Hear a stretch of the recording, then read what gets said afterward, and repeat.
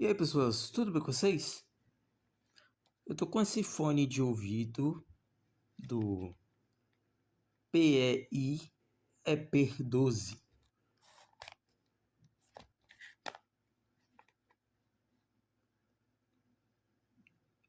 Contém um fone de ouvido.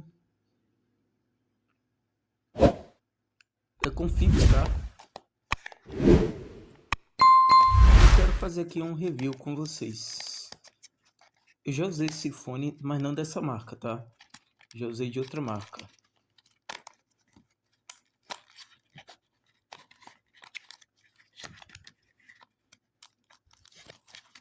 Bem embaladinho, tá vendo?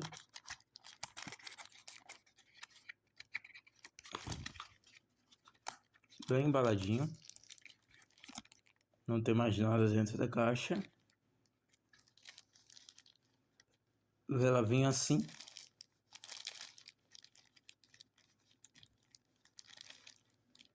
Tá vendo? Bem, saquinho bem gostosinho. E tem um velcro aqui, ó. Trabalhar com a mão é complicado, mas vamos lá. Consegui abrir. É um velcrozinho de... É uma cola aqui. Aqui do lado também é uma cola. Deixa eu abrir ele aqui. Puxar ele. Eu acho mais fácil usar esses fones para gravar do que aqueles fones mirabolantes. Então, deixa eu abrir aqui. Ele vem preso em um aramezinho aqui.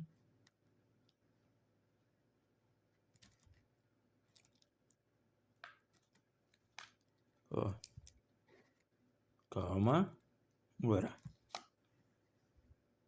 Fonezinho aqui, ó. Deixa eu dar um zoom. Ver se foca também. Não tá focando. Na verdade, é assim mesmo. Parte preta ali é um tecido dentro. Um fonezinho aqui, ó. Bem interessante. A outra parte também é a mesma coisa. Tendo cuidado, isso aqui não parte não, tá? Ó, essas partes aqui. Tendo bastante cuidado, né? Vamos dizer assim. Essa parte aqui é como se fosse o microfone dele. É o fone e aqui é o microfone. A qualidade não é lá essas coisas, né?